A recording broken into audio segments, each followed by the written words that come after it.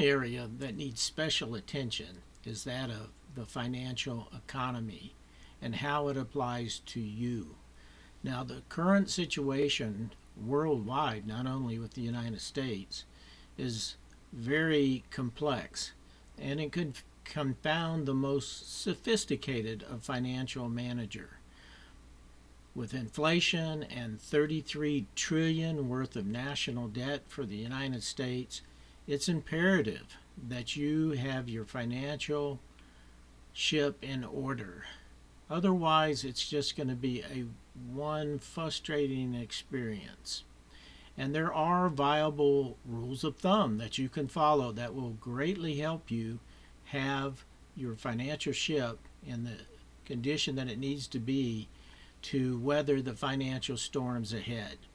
And they may not be an acute situation that'll last a few days or a few months or even a few years. It may be decades.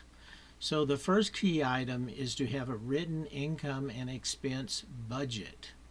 You need to track your income and expenses, and you need to seek to have a net positive income. You have more coming in than going out.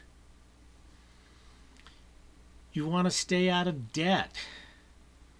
Debt is in a financial crisis is like jumping overboard from a ship into the ocean with a anchor tied to your leg. So if at all possible, stay out of debt.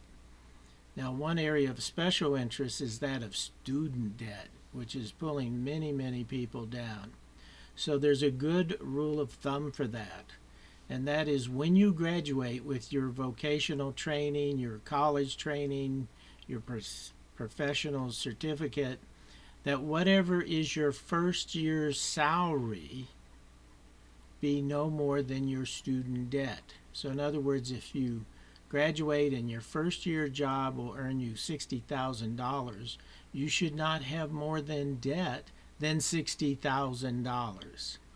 Or otherwise it just simply was not a good investment.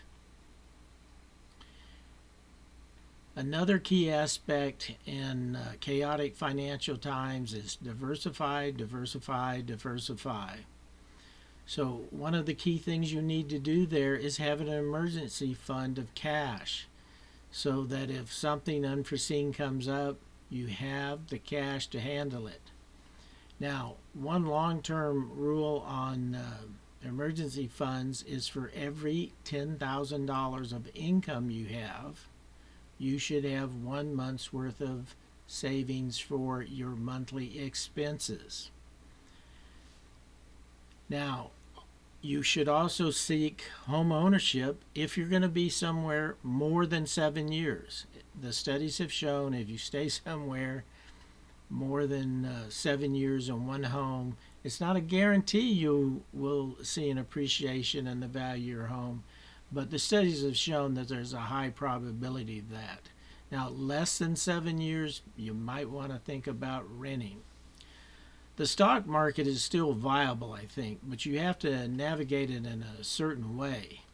I would, when the market goes down, you don't want to be holding into these index funds which mirror the New York Stock Exchange or the NASDAQ, because as things go down, the indexes tend to go down.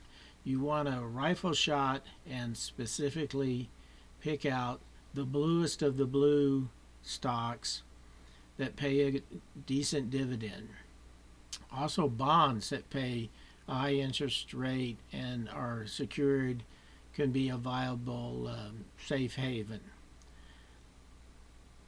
Another thing I personally believe is having 2 to maybe 5% of your net worth in gold and silver could be advantageous.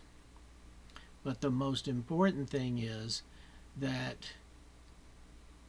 you as a family work as a team, that you're not pulling one way or the other and counseling out the positive things that you're doing, but that you're working as a team. Be prepared.